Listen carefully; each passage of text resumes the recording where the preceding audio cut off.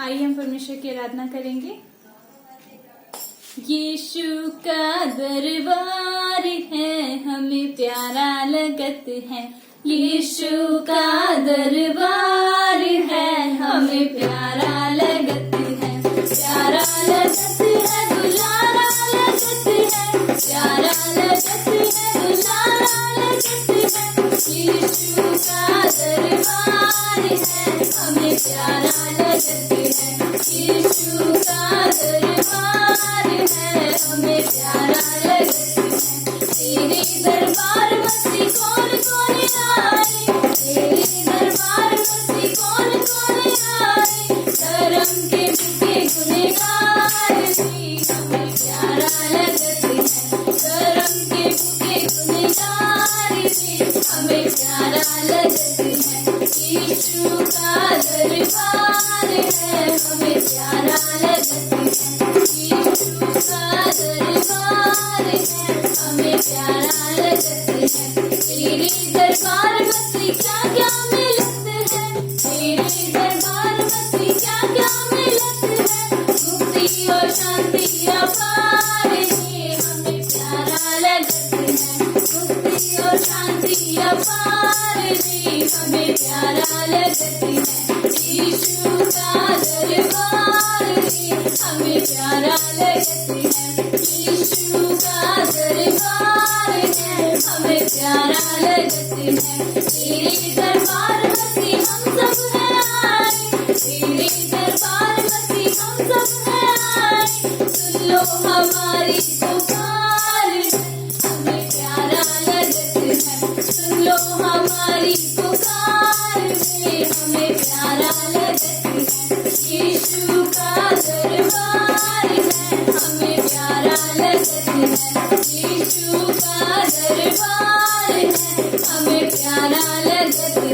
नाम लियो रे, नाम लियो रे, यीशु का मंगलकारी नाम लियो रे।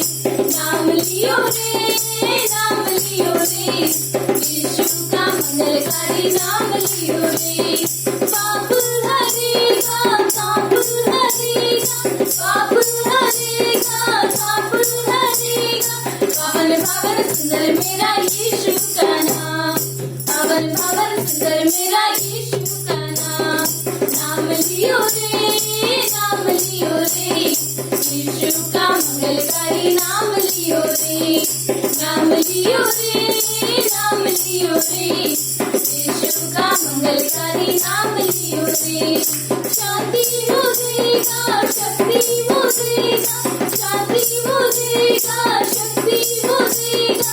पावन पावन सुंदर मेरा यीशु का नाम, पावन पावन सुंदर मेरा यीशु का नाम। नाम लियो रे, नाम लियो रे, यीशु का मंगलकारी नाम लियो रे।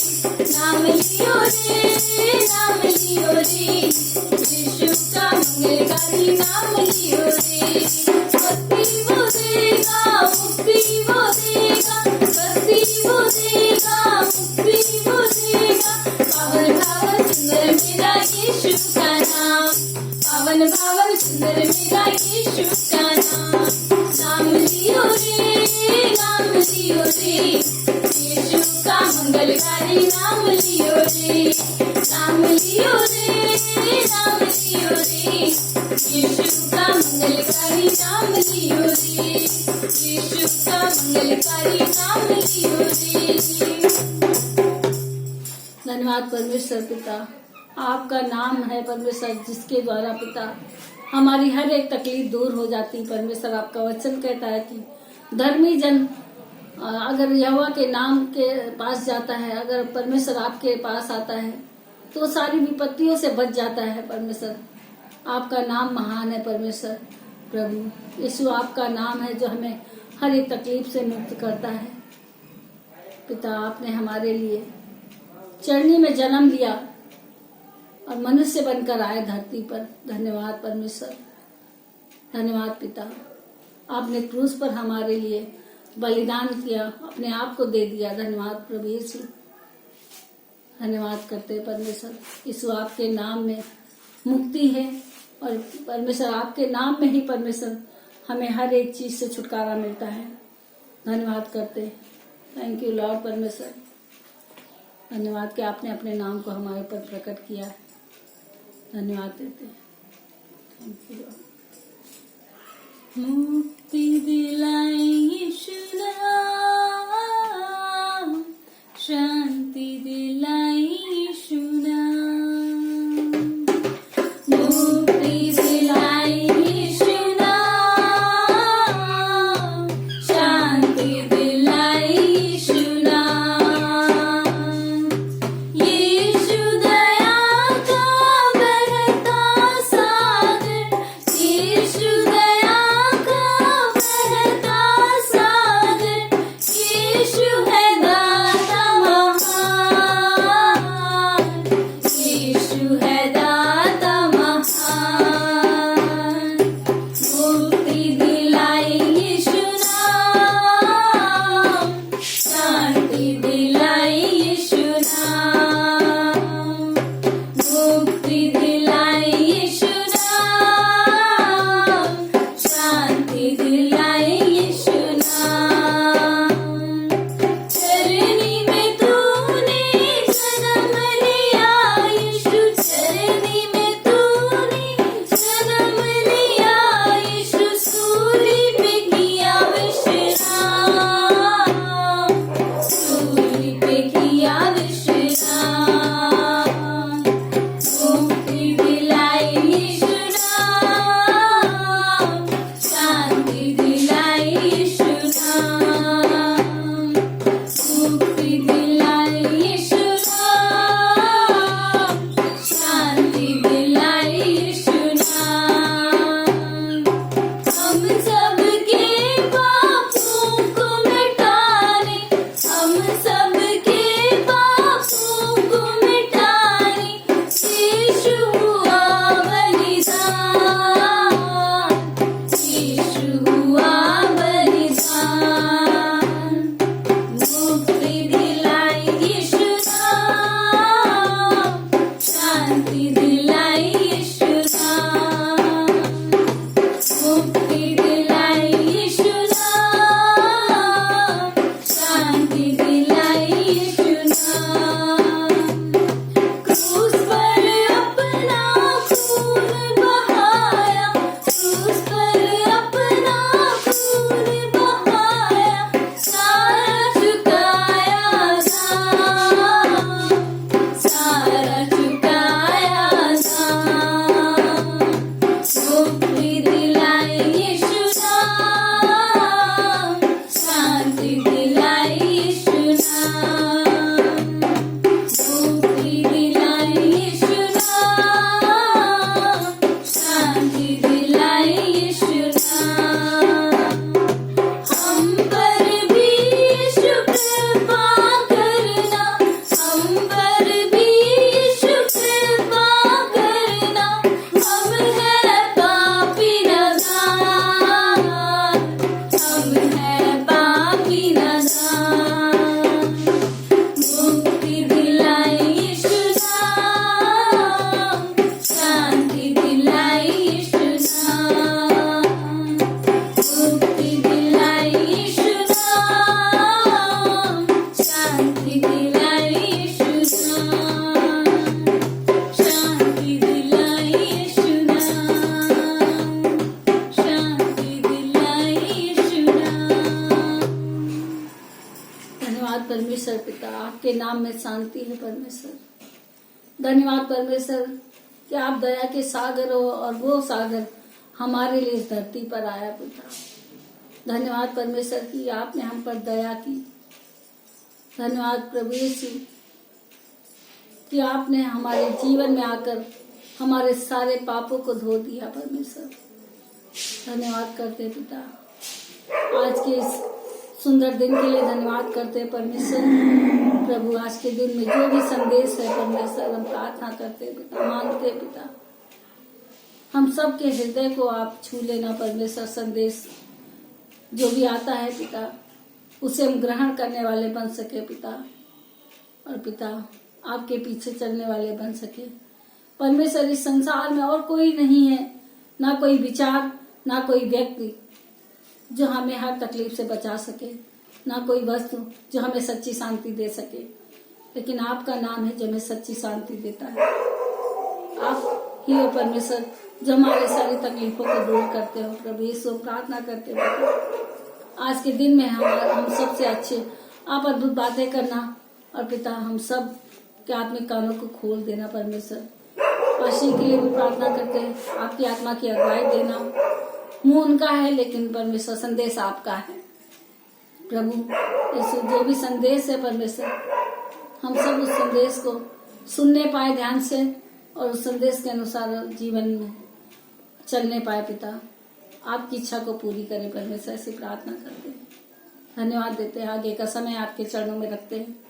सारा आदर महिमा आपको देते हैं। प्रार्थना विनती हमारे उद्धार करता प्रभु यीशु के नाम से मांगते हैं।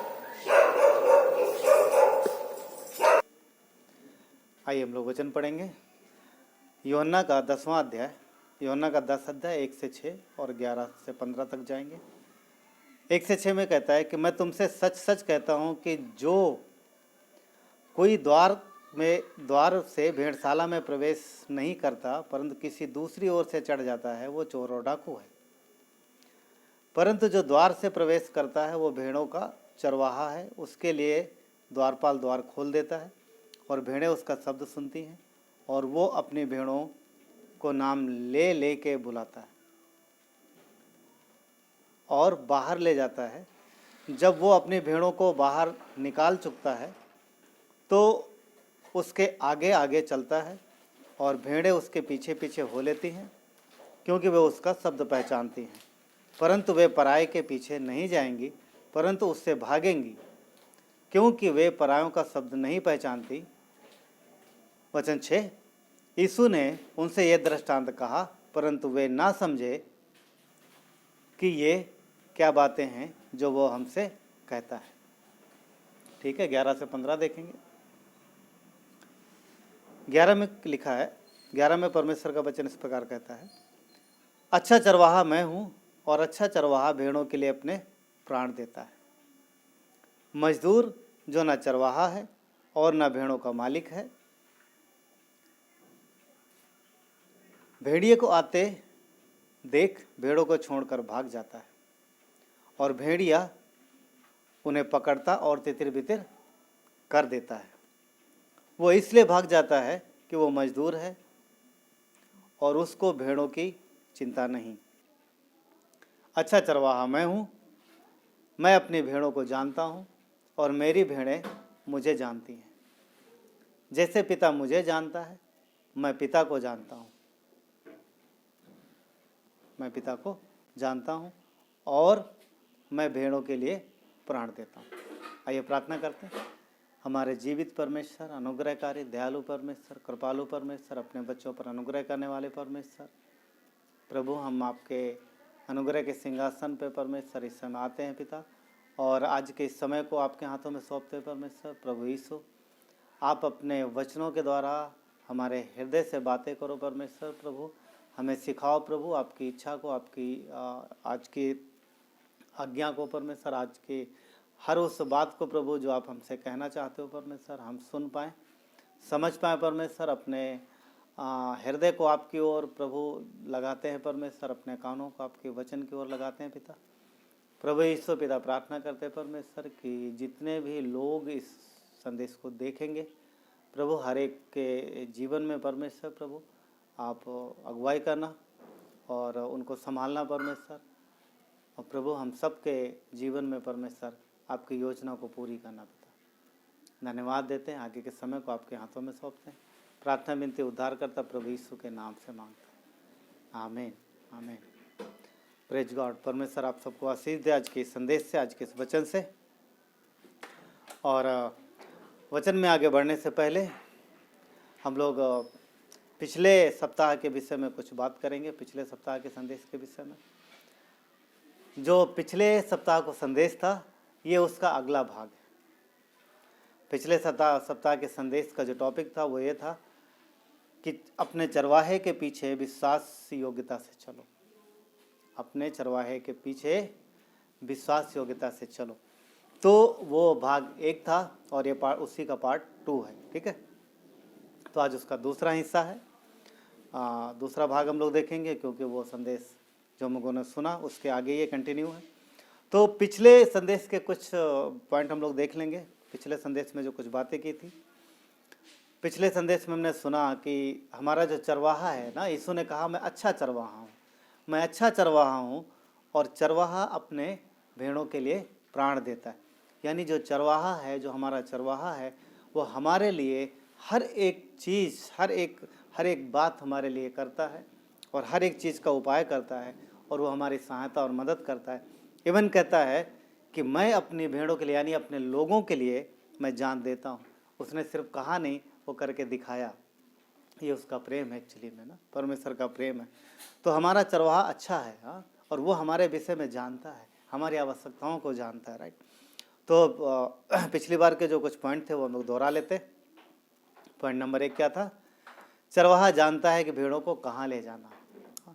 हमारे और आपके जीवन में हमारे जीवन को किस दिशा में ले जाना है, ये परमेश्वर की योजना, उसे पता है, उसने प्लान बना के रखा है। हाँ, उसका वचन कहता है कि उसने अच्छी योजनाएं बनाई हमारे लिए, राइट।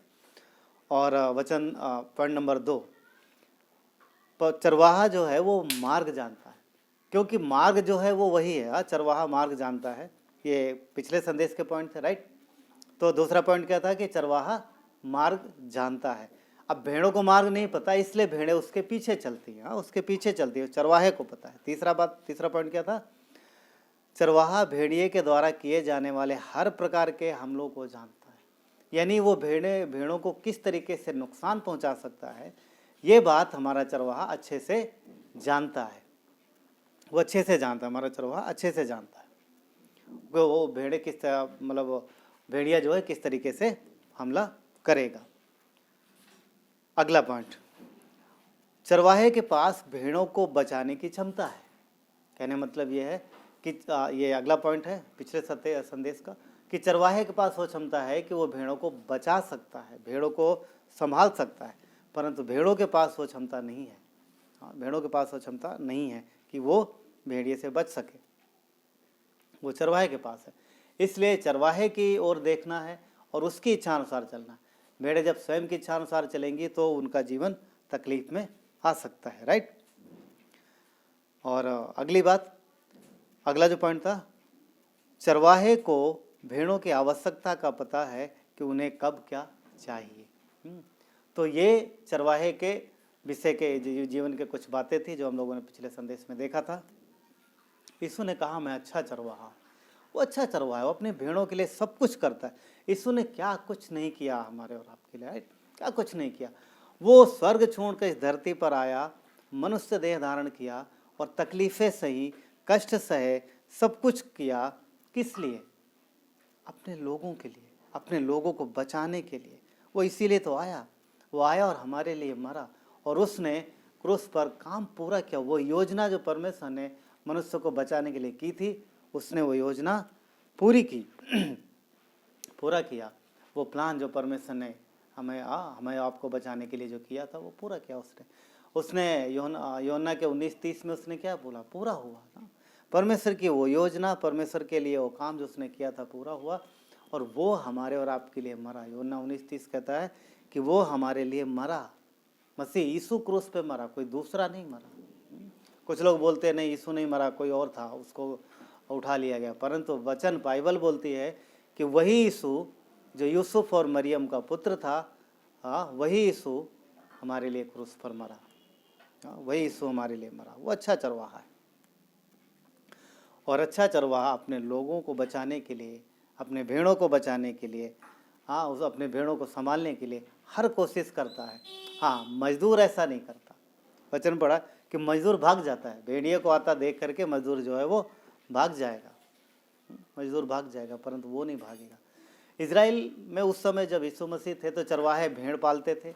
भेड़ों के साथ साथ कई बार आप देखोगे कि बकरियां भी वो पालते थे। आजकल हम लोग जो डेली रूटीन में पढ़ रहे हैं ना, तो याकूब की पत्री में ना, डेली ब्रेड में जो हम लोग पढ़ते हैं, तो अभी जो हम लोगों ने उत्पत्ति की किताब जो ख़त्म की बीते दिनों में, तो उसमें याकूब के विषय में बात ना, याकूब के विषय में लिखा हुआ है। और याकूब के विषय में भी लिखा है कि वो भेड़ और बकरी दोनों को चराता था। हाँ, वो अपने ससुर लाबान की भेड़ बकरियों को चराता था। तो उस समय भेड़ और बकरियां दोनों चराई जाती थी, दोनों होती थी, कोई भेड़ पालता था, कोई बकरी पालता था, और कभी कभी दोनों पाल लेते थे। परंतु वो दोनों को चरवाहों के हाथ में सौंपते थे, या फिर बकरियों का मालिक स्वयं अपने जानवरों की यानी देखभाल करता था, यानी उनको चराता था। तो यीशु ने जब लोगों को ये उदाहरण दिया, दृष्टांत ये बोला, जब ये बात कही, तो उसने सोच समझ के बोला है। कुछ बहुत सारे जानवर होते हैं उस समय इजराइल में, गधा, घोड़ा और बहुत सारे पालतू जानवर ना, घरेलू जानवर तो होते थे। मगर यीशु ने जब अपने लोगों का जो चित्र देखा, उसने भेड़ों को देखा, भेड़ों में देखा, और उसने कहा तुम मेरी भेड़ें हो, तुम मेरी भेड़ें हो। और हम जानते हैं पिछले संदेश में हो गया था क्यों ऐसा उसने कहा। परंतु आज हम लोग देखेंगे कि उसने भेड़ ही क्यों कहा, बकरियां भी थी वहाँ पर। यीशु ने ये क्यों नहीं बोला कि तुम मेरी बकरियां हो, तुम मेरी बकरे हो ना, बकरी हो, राइट, तुम मेरी बकरी हो, ऐसा तो नहीं कहा उसने ये कहा कि तुम मेरी भेड़ हो।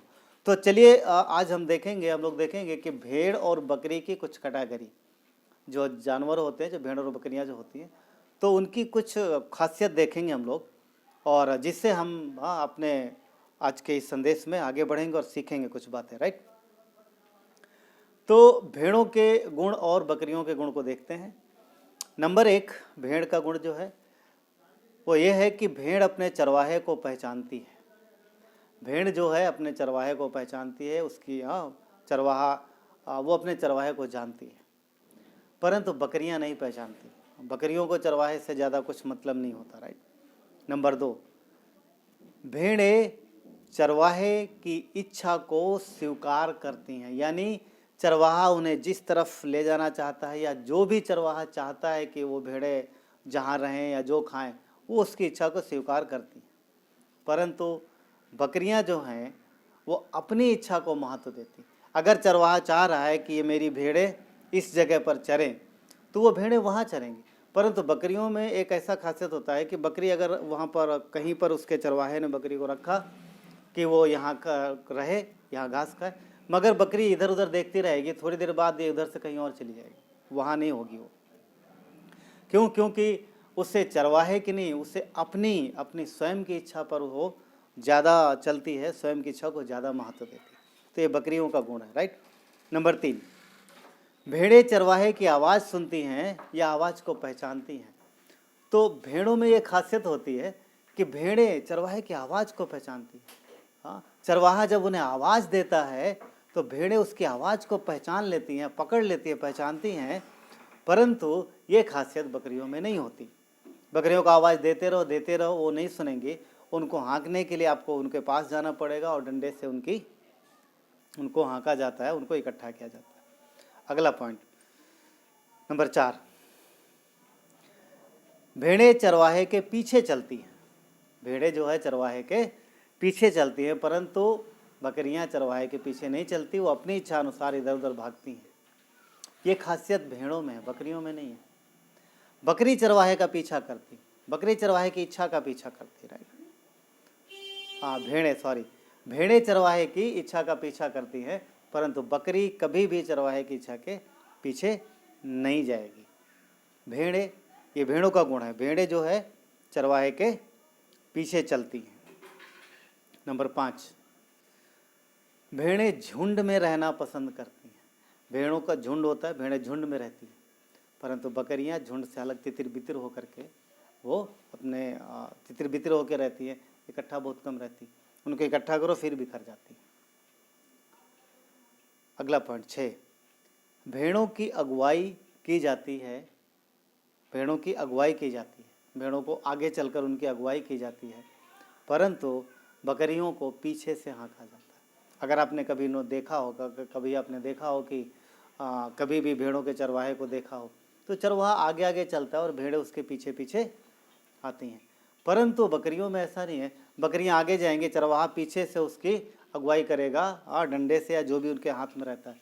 तो ये फ़र्क है, भेड़ों की अगुवाई की जाती है और बकरियों को पीछे से हाँका जाता है। तो ये फ़र्क है इस चीज़ का, क्योंकि भेड़ें जो हैं वो अपने चरवाहे के पीछे चलती हैं। अगली बात, भेड़ें नम्रता का प्रतीक हैं, वो सर झुका के चलती हैं। भेड़ें देखेंगे कभी, भेड़ों की गर्दन नीचे रहती है, वो नीचे सर झुका के चलती है, और बकरियां जो उनका सर उठा रहता है, राइट, वो सर उठा के चलते हैं वो लोग। तो भेड़ जो है वो नम्रता और दीनता का प्रतीक है, शांति प्रिय जानवर है, शांति का प्रतीक एक तरीके से। परंतु बकरी जो है वो घमंड का प्रतीक है, वो स्वयं की इच्छा को महत्व देती है, ना कि अपने चरवाहे की इच्छा का महत्व देती है। तो बकरियों में ये बात होती है कि वो अधीनता स्वीकार नहीं करते, वो अपनी इच्छा के पीछे चलते हैं और उन्हें कोई फिक्र नहीं पड़ता कि उनका चरवाहा क्या चाहता है क्या नहीं चाहता, राइट। उन्हें कोई फ़र्क नहीं पड़ता उनका चरवाहा क्या चाह रहा क्या नहीं चाह रहा। तो ये जो कुछ बातें थी जो हमने देखा आज के इस भाग में, कि भेड़ों के क्या क्वालिटी है और बकरियों के क्या क्वालिटी है। तो यीशु ने देखा कि चरवाहा किस तरीके से भेड़ों की अगुवाई करता है, किस तरीके से भेड़ों की रखवाली करता है और भेड़ें कैसा व्यवहार करती। तो इसीलिए यीशु ने बोला कि तुम मेरी भेड़ें हो। क्यों? क्योंकि भेड़ें अपनी नहीं परंतु चरवाहे की इच्छा का महत्व रखती हैं, चरवाहे की इच्छा के पीछे चलती हैं, और भेड़ें नम्र होती हैं। भेड़ें कभी भी अपनी मर्जी को नहीं प्रकट करेंगे, अपनी इच्छा के अनुसार भागेंगे नहीं। तो यहाँ पर ये दोनों जानवर हैं, एक तरीके से ये विश्वासी और अविश्वासी के स्वभाव को दर्शाते हैं। जो विश्वासी हैं वो प्रभु के लोग हैं, वो भेड़ें कहलाती हैं, और जो अविश्वासी हैं वो यीशु के लोग नहीं, उन पे भरोसा नहीं करते। हाँ, जो अविश्वासी हैं क्योंकि उन्हें मसीह पे भरोसा नहीं, वो अविश्वासी कहलाते हैं, और वो प्रभु के मीन्स पीछे नहीं चलते, तो वो अविश्वासी हैं, वो बकरियां कहलाती हैं, राइट, वो बकरी हैं। सो इसलिए आज ये जो चीज़ें हमने देखी, ये जो भाग हमने देखा, इससे एक चीज़ समझना है हमें आपको कि ये जो जीवन है ना, ये बकरियों के जो गुण हैं, यीशु ने जो बकरियों के गुण हैं यीशु ने भेड़ों में नहीं देखा। भेड़ों का लाइफ अलग है, बकरियों का लाइफ अलग है, उनके गुण अलग हैं। तभी यीशु ने बोला तुम मेरी भेड़ें हो। ये विश्वासी और अविश्वासी का स्वभाव है, परंतु एक चीज़ है यहाँ पर, हम सब अविश्वास से विश्वास में आए हैं और अब मसीह के पीछे चल रहे हैं। तो पॉइंट ये है कि ये दोनों स्वभाव कई बार विश्वासियों के अंदर हो सकते हैं।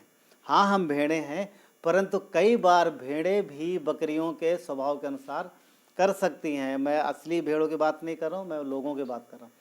क्यों? क्योंकि परमेश्वर के लोग कई बार ये स्वभाव अपने जीवन में ला सकते हैं। क्या आज विश्वासियों के अंदर कि यीशु मसीह की भेड़ें हैं, उनके अंदर बकरियों का स्वभाव है? नहीं है। आज्ञा उल्लंघन बकरियों का काम है, वो नहीं, उनको इच्छा से कोई मतलब नहीं। भेड़ें आज्ञा उल्लंघन नहीं करती, वो भेड़ें पीछे चलती, राइट। तो पीछा करती हैं अपने चरवाहे की इच्छा का, मगर बकरी ऐसा नहीं करती।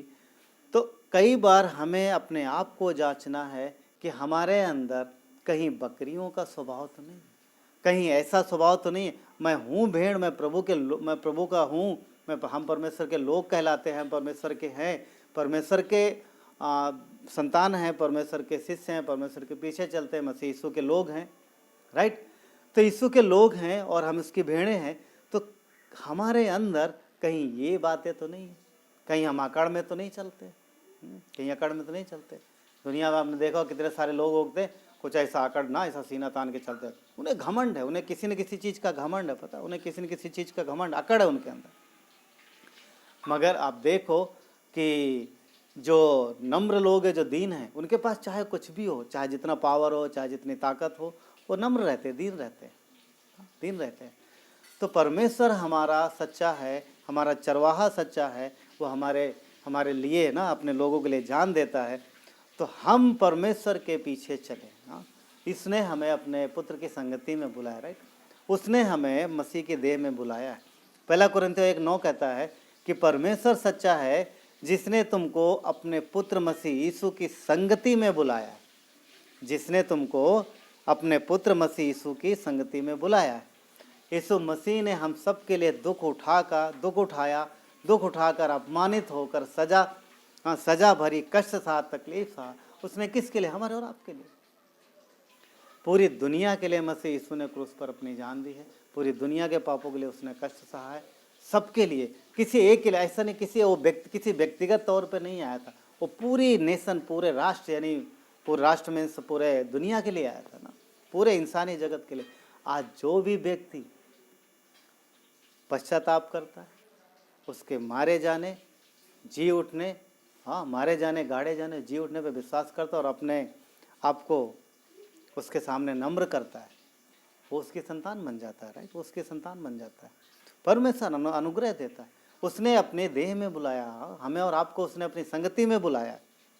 पहला पत्रस 5:10 कहता है कि परमेश्वर जो सारे अनुग्रह का दाता है, जिसने तुम्हें मसीह में अपनी अनंत महिमा के लिए बुलाया है। किस लिए बुलाया है? महिमा के लिए। अनंत महिमा, वो महिमा जो परमेश्वर में हमें मिलती है अब से लेकर सदा तक के लिए, अनंत के लिए। आगे लिखा है, थोड़ी देर तक दुख उठाने के बाद आप ही तुम्हें सिद्ध और स्थिर और बलवंत करेगा। तो जो कष्ट हमें मिल रहे हैं, जो कष्ट हमें होते हैं, उन कष्टों को हमें सहना। वो कष्टों को हमें सहना। मसीह के पीछे चलने में, अपने चरवाहे के पीछे चलने में जो थकान, जो तकलीफ होती है, उसे सहना है, उसे सहना, सह के चलना आगे। क्यों? क्योंकि परमेश्वर में जब उसने हमें बुलाया तो हमें उसने अपने ज्ञान से, अपने ताकत से, या फिर हमारे पास जो था उसकी वजह से नहीं बुलाए गए। हम अनुग्रह के द्वारा बुलाए गए। हम इस योग्य नहीं थे। हम में से कोई भी इस योग्य नहीं था, और हम में से क्या, धरती पर कोई इस योग्य नहीं था कि जो ये कह सके कि प्रभु मैंने कुछ किया है और मेरे पास ये हक है, मुझे ये अधिकार है मेरे पास कि मैं आपके राज्य में आ सकूं। नहीं, कोई नहीं कह सकता ऐसा। क्यों? क्योंकि वचन कहता है सबके सब पापी हैं, सबने गुनाह किया है। पहला कुरिन्थियों 1:22 में कहता है, परंतु परमेश्वर ने जगत के मूर्खों को चुन लिया है कि ज्ञानवानों को लज्जित करे, और परमेश्वर ने जगत के निर्बलों को चुन लिया है कि बलवानों को लज्जित करे। 28 कहता है, जगत के नीचों को और तुच्छों को, वरन जो हैं ही नहीं, चुन लिया है कि जो हैं उन्हें व्यर्थ ठहराए। तो ये परमेश्वर है। उसने हमें, हमारी क्वालिटी नहीं देखी, हमारे अंदर काबिलियत नहीं देखी, उसने हमें बुला लिया और अपनी देह में लगाया। राइट, उसने हमें अपनी देह में लगा लिया। ये परमेश्वर है, ये परमेश्वर है, ये उसका प्यार है, ये उसकी योजना है। पता, वो अच्छा चरवाहा है, वो अच्छा चरवाहा है। तो जब उसने हमारे लिए इतना सब कुछ किया है, हमें बुलाया है महिमा देने के लिए, ब्लेस का आशीष देने के लिए, सारी चीज़ों के लिए, तो क्यों ना हम विश्वास योग्यता से अपने चरवाहे के पीछे चले। क्यों? जब हम प्रभु के भेड़े हैं तो भेड़े अपने चरवाहे का पीछा करती हैं। भेड़े आगे पीछा करती हैं। भेड़े इधर उधर नहीं भागती। बकरियों का काम इधर देखना उधर देखना, भेड़ों का काम है पीछा करना। राइट, उसके पीछे चलना, ये भेड़ों का काम है, उसका काम। हम अनुग्रह से बुलाए गए। अगर हम अनुग्रह से बुलाए गए, हम इस योग्य नहीं थे योग्य कि हम कह सके कि नहीं हमारे पास वो क्षमता थी, हमारी वो काबिलियत थी, नहीं मैंने कुछ किया है। नहीं, हम इस योग्य नहीं थे, हम अनुग्रह से बुलाए गए। तो अब हम परमेश्वर के पीछे, अपने चरवाहे के पीछे विश्वास योग्यता से चले। वो हमसे क्या चाहता है सिवाय इसके कि उसके संतान विश्वास योग्यता से चले? और क्या चाहता है? वो महिमावान परमेश्वर, वो आदर योग्य परमेश्वर, वो भय योग्य परमेश्वर है। स्वर्ग में फरिश्ते पवित्र पवित्र बोलते रहते हैं। वो सारा वैभव उसका है, वो अगम्य ज्योति है, वो अल्फा और ओमेगा, वो रचनाकार, उसने हमें और आपको बनाया है। हमारा शरीर, हमारा प्राण, हमारा आत्मा, सब कुछ उसका है। हमारा जीवन उसका है, जो हम सांस लेते हैं उसके, हर दिन जब हम सुबह उठते हैं तो भी उसका दिया हुआ है। एवरीथिंग उसका है। इसके बावजूद वो हमारे लिए मरा। अब जब उसने हमें मसीह में बचा लिया है, उसने हमें अपनी देह में लगा लिया है, तो क्या अब हम उसके पीछे विश्वास योग्यता से ना चलें? वो हमारा परमेश्वर है, वो हमारा परमेश्वर है, वो हमारा पिता है। उसने हमें बचाया है, उसने हमें बचाया है। अगर कोई तकलीफ और परेशानी और कष्ट आता है तो हमारे जीवन में, अरे यहाँ क्या होने लगा ना मसीह में, प्रभु अभी सब अच्छा हो रहा था, अभी क्या होने लगा? नहीं, और थोड़ा सा अगर टाइम लग गया, नहीं कुछ चीज़ें तो ठीक हो रही, अरे कहाँ यार, शायद ना यीशु में कुछ जम नहीं रहा, कहीं और देखते। परमेश्वर पिता है, पता, वो पिता है और पिता अपने बच्चों से पिता का जैसा ही बर्ताव करता है। क्या हमारे और आपके शारीरिक पिता जब थे तब उन्होंने हमारी गलतियों पर हमें सजा नहीं दिया, हमें दंडित नहीं किया?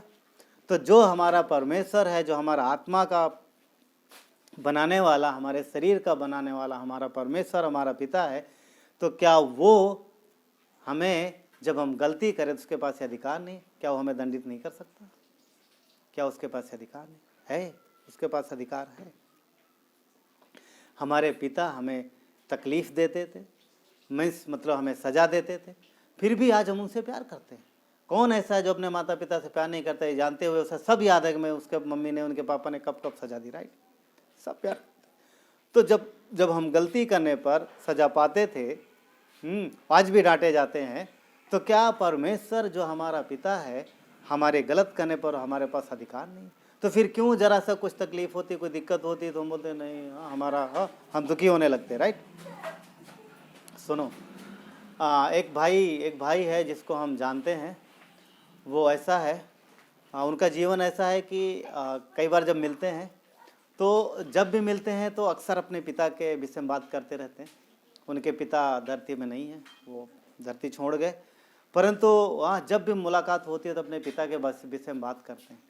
और वो बोलते थे कि जब वो छोटे थे तो कभी अगर बैठे हैं खेल रहे हैं तो उन्हें पता नहीं चलता था, आए उनके पिता जो देख देते धड़ाक से। और कई बार उनको तो समझ भी नहीं आ रहा कैसे हुआ, क्या क्यों मार पड़ी हमें। तो वो बोलते कि कई बार तो पता चल जाता था क्यों मार पड़ी है, कई बार तो पता ही नहीं चलता था क्यों मार रहा है। मगर आज वो बोलते पता, अगर उनके पिता ने उनके जीवन को इस तरीके से अनुशासित नहीं किया होता तो आज वो जहाँ पर हैं वहाँ नहीं होते। क्यों? क्योंकि जब बच्चे गलत करते हैं तो पिता के पास वो अधिकार है कि वो उन्हें डांटे, पता, ये उसके पास अधिकार है। इसीलिए परमेश्वर का वचन कहता है इब्रानियों के 12:6 में कि प्रभु जिससे प्रेम करता है उसकी ताड़ना करता है और जिसे पुत्र बना लेता है उसे कोड़े भी लगाता है। तो वो हमारा अच्छा चरवाहा है। अच्छा चरवाहा वो है जो जब भेड़े उसकी नहीं सुन रही है तो वो उसके हाथ में जो लाठी है उस लाठी से उसे अनुशासित करे। परंतु हमें पता है क्या, हमें प्रेम चाहिए। नहीं परमेश्वर, मुझे ताड़ना नहीं चाहिए, मुझे बस प्रेम करो, मुझे गोद में लेके चलो, राइट? हमेशा बच्चे बनने रहना चाहते हैं क्या? हम हमेशा बच्चे बन के नहीं रह सकते। परमेश्वर हमें चाहते हैं कि हमारे जीवन से फल आए। इसलिए 12:7 में कहता है, इब्रानियों के 12:7 में, तुम दुख को ताड़ना समझ के सह लो कि वो तुमसे पुत्र जानकर व्यवहार करता है, पुत्र जानकर बर्ताव करता है। अगर हम पुत्र हैं, अगर हम संतान हैं तो परमेश्वर पिता होने के नाते हमें सुधारने की कोशिश करेगा। वो अच्छा चरवाहा है, इसलिए हमें उसके पीछे चलना है। क्यों? क्योंकि हम कुछ भी कभी भी मांगेंगे तो नहीं देगा, जो हमारे भले के लिए तभी वही वो देगा। अगर हम गलत करेंगे तो हमें अनुशासित करेगा। उसका अधिकार है, ये अधिकार है। क्यों करता है? ताकि परमेश्वर की संतान फलवंत हो, आशीषित हो और फल लाए, और जिससे कि उसकी भेड़ें झुंड में रहें और उनका जीवन बचा रहे। क्यों? क्योंकि अगर झुंड से बाहर हो गए तो कौन इंतजार कर रहा है? हम सब जानते हैं, राइट? हम सब जानते हैं। उसने दुख उठाया हमारे और आपके लिए। वो अच्छा चरवाहा है और हमें उसके पीछे चलना है। अपने चरवाहे हमें मसीह के पीछे चलना है विश्वास के साथ।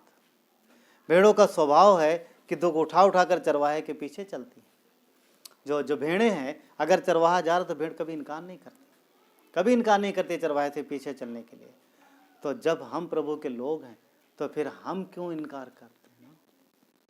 अगर आप कहीं बुलाया जा रहा, कहीं फेलोशिप में, कहीं प्रेयर, किधर भी, तो हमें प्रभु के पीछे चलना है, राइट? समय निकालना, दुख उठाना, कष्ट सहना है। कभी सर्दी आएगी, कभी बारिश आएगी, कभी गर्मी आएगी। सर्दी में उठने का दिल नहीं करता ना। सभा का टाइम एक अलग है तो हम सोते रहते देर तक। लेट पहुंच रहा, कोई 15 मिनट, कोई 20 मिनट, कोई आधा घंटा लेट पहुंच रहा। तकलीफ उठाओ, राइट, तकलीफ उठाओ, परमेश्वर के लिए तकलीफ उठाओ, अपने चरवाहे के पीछे चलो। पर जब परमेश्वर जब आवाज़ देता है तो उस आवाज़ को हमें सुनना है। क्यों? क्योंकि जब चरवाहा आवाज़ देता था तो उसकी भेड़ें उस आवाज़ को सुनती थी, उसके बाद कुछ और भी करती थी। चरवाहा आवाज़ दे के चला जाता था, भेड़ें क्या वहीं बैठी रहती थी? हाँ, आवाज़ सुना फिर सो गए? ऐसा नहीं, सुना और सुन करके वो भी पीछे हो लेती थी। तो जब परमेश्वर आवाज़ दे रहा है, जब परमेश्वर बुला रहा है, तो हमें उसके पीछे चलना है। मार्ग में तकलीफ परेशानी हो सकती है, परंतु हम अपने चरवाहे के पीछे चलते हैं और दुख उठाते हैं। क्यों? क्योंकि हम जानते हैं वो अच्छा चरवाहा है और उसे हमारे जीवन की हर एक बात का फिक्र है, हर एक बात का पता भी है। मूसा का एग्जाम्पल ना, मूसा को परमेश्वर ने बुलाया पहाड़ पर। मूसा 40 दिन तक परमेश्वर के साथ रहा, हम सब जानते हैं, राइट। मूसा को परमेश्वर ने बुलाया, मूसा गया, मगर मूसा के साथ एक व्यक्ति और गया, उसको बुलाया नहीं था परमेश्वर, परंतु वो स्वयं से गया, खुद से गया। और वचन कहता है कि वो बीच में रुक गया कहीं। मूसा पहाड़ पे ऊपर चला गया, वो बीच में रहा, और मूसा जब लौटा तो वो भी लौट गया। पता कौन था वो? जोशुआ, यीशु था। परमेश्वर यीशु के जीवन को देख रहा था। वो अपने चरवाहे के पीछे चला था। एक चीज देखा जाए, मूसा ना, वो मूसा के पीछे चला, क्योंकि मूसा परमेश्वर के पीछे चल रहा है, वो मूसा को फॉलो कर रहा है। वो जानता है कि ये जहाँ जाए, जब परमेश्वर बुलाएगा तो ये जाएगा, मैं भी इसके पीछे जाऊंगा तो मैं भी परमेश्वर को जान पाऊंगा, राइट। और परमेश्वर उसके जीवन को देख रहा था। पता, मिस्र देश से इजराइलियों को कनान देश में ले आने की जिम्मेदारी मूसा की थी, और मूसा के द्वारा वो काम पूरा हुआ। परंतु यर्दन के उस पार ले जाने की जिम्मेदारी परमेश्वर ने जोशुआ को दी, यीशु को दी। क्यों? क्योंकि मूसा अब नहीं है।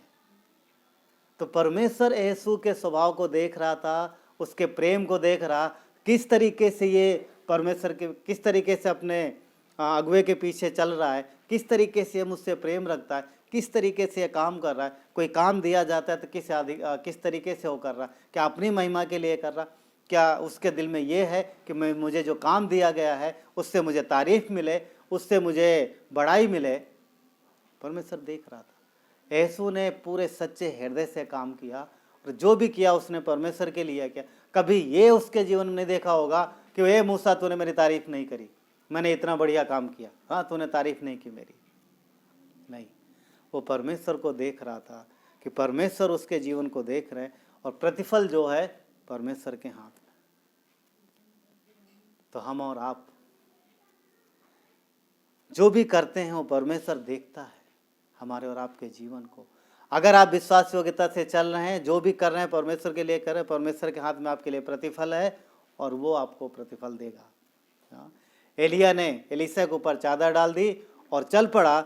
एलीसा सब कुछ छोड़ के एलिया के पीछे चल पड़ा। एलिया ने बोला मुझे तुझसे क्या काम? उसने बोला नहीं मुझे आने दे, तेरी मर्जी।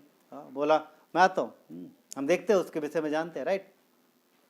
एलिया चला गया, एलीसा बाद में गया उसके पीछे पीछे। और अंत में जब एलिया जो स्वर्ग में जाने वाला था, तब भी एलीसा को उसके लोगों, वहाँ के आसपास के जो उसके साथ के लोग थे, उन्होंने रोकने की कोशिश की, मगर वो नहीं रुका। वो अपने चरवाहे के पीछे पीछे रहा।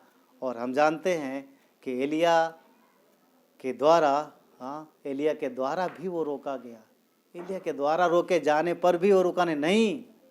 जहाँ जहाँ तू जाएगा मैं जाऊँगा, जहाँ जहाँ भी तू जाएगा, ठीक। एक उदाहरण और याद आता, राइट। कौन था वो? रूत। तो रूत के जीवन में भी हम देखते हैं कि रूत ने भी एक बोला जिधर जिधर तू जाएगी उधर उधर मैं जाऊंगी। तो क्या पीछा करना। एलीसा को एलिया का दुगना भाग मिला, और रूत को भी वो भाग मिला जो आज तक बना है। अपने चरवाहे के पीछे विश्वास योग्यता से चलो, राइट। दूसरा राजा 18 अध्याय 6 से 7 में देखोगे तो हिजकिय्याह राजा के विषय में है। 6 कहता है कि वो यहोवा से लिपटा रहा और इसके उसके पीछे चलना ना छोड़ा, और जो आज्ञाएं यहोवा ने मूसा को दी थी उनका वो पालन करता रहा। कौन? राजा हिजकिय्याह। वचन कहता है वो परमेश्वर से लिपटा रहा, उसने छोड़ा नहीं उसको। अब कहने का मतलब क्या? परमेश्वर को पकड़ रखा था। यस, वो फिजिकली ना सही, परंतु उसने उसकी हर एक आज्ञा को पकड़ के रखा। क्या कहता है कि जो आज्ञाएं मूसा ने, जो आज्ञा यहोवा ने मूसा को दी थी उनका वो पालन करता रहा। परमेश्वर से लिपट के रखना, परमेश्वर से लिपट के रहना, परमेश्वर को पकड़ के रहने का मतलब ये है कि जो जो परमेश्वर ने कहा है, जो उसकी इच्छा है, उसकी इच्छा का पीछा करना। यीशु के साथ उसकी अपने चरवाहे के पीछे, मसीह के पीछे चलने का मीनिंग ये है कि उसकी मर्जी के पीछे चलना, जैसा वो चाहते वैसा हमें करना। और जब हम ऐसा करते हैं तो पता क्या होता है? दूसरा राजा 18 अध्याय वचन 7 कहता है, इसलिए यहोवा उसके संग रहा, और जहां कहीं वो जाता था वहां उसका काम सफल होता था। देख रहे, हिजकिय्याह राजा परमेश्वर की हर इच्छा के अनुसार चला, उसके पीछे चला, और वचन कहता है कि परमेश्वर उसके संग साथ साथ रहा, और जहां कहीं भी वो जाता था परमेश्वर उसके साथ रहता था, और उसका सब काम सफल होता था। समझ पा? अपने चरवाहे के पीछे विश्वास योग्यता से चलो। परमेश्वर ने, प्रभु यीशु ने हमें इसीलिए बुलाया है कि हमारे जीवन से वो अपनी महिमा ले, और इसलिए हमें उसके पीछे विश्वास योग्यता से चलना है। विश्वास योग्यता चलना, वो हमारा अच्छा चरवाहा है, वो हमारा अच्छा चरवाहा है। उसने हमें बुलाया है, उसने हमारे लिए जान दी, उसने हमारे लिए प्राण दिए, वो मरा है हमारे लिए क्रूस पर। जो मर सकता है वो हमारे जीवन में बाकी चीज़ें नहीं कर सकता। ये उसका प्रेम है। हम अनुग्रह के द्वारा बुलाए गए, हम इस योग्य नहीं थे, परंतु उसने बुलाया। अब जब बुलाया है तो हम उसके पीछे विश्वास योग्यता से चले। मेरी भेड़ें मेरी आवाज़ पहचानती हैं, सुनती हैं, और उसके मेरे पीछे चलती हैं। तो हम विश्वास योग्यता से अपने चरवाहे के पीछे चले। मसीह यीशु हमारा चरवाहा है, और सच्चा चरवाहा है। आइए प्रार्थना करते हैं। परमेश्वर, धन्यवाद देते हैं पिता आपके प्रेम और दया के लिए, आपकी महिमा के लिए। प्रभु, आप सच्चा चरवाहा हो और हम आपके पीछे विश्वास योग्यता से चले। पिता, धन्यवाद देते हैं परमेश्वर, हमें विश्वास योग्य रहने में मदद करो पिता। प्रभु, हमें हिजकिय्याह जैसा बनाओ परमेश्वर। वचन कहता है कि वो यहोवा से लिपटा रहा। प्रभु, हम भी आपसे लिपटे रहें, आपकी हर एक इच्छा के पीछे चले पिता। थैंक यू, धन्यवाद देते। ये जीवन आपने दिया है परमेश्वर, ये शरीर आपने बनाया, हमारे प्राण आत्मा सब आपने बनाया परमेश्वर, और हर दिन आप हमें नया देते हो प्रभु। जब तक ये जीवन है परमेश्वर, हमारे जीवन से आपको महिमा मिले पिता। धन्यवाद देते हैं परमेश्वर, हमारे भाई बहन जो आपके पीछे चल रहे प्रभु, हर एक के विश्वास को, हर एक की चाल को आप जानते हो पिता। प्रभु, हर एक को ब्लेस करो पिता। आपकी अगुवाई करते हैं प्रभु, इस आपके नाम से मांगते हैं परमेश्वर कि प्रभु आप हम सब के जीवन में सहायता और मदद करो, और किसी के जीवन में कोई तकलीफ़ है तो प्रभु आप उस तकलीफ़ को दूर करो परमेश्वर। धन्यवाद देते हैं पिता। प्रभु यीशु, हम आपकी अगुवाई को अपने जीवन में मांगते हैं परमेश्वर, हम आपके पीछे चले पिता। थैंक यू, धन्यवाद देते हैं मसीह यीशु, आपकी महिमा हो। धन्यवाद देते हैं, सारा आदर गौरव महिमा आपको देते हैं। प्रार्थना विनती उद्धार करता प्रभु यीशु के नाम से मांगते हैं, आमीन।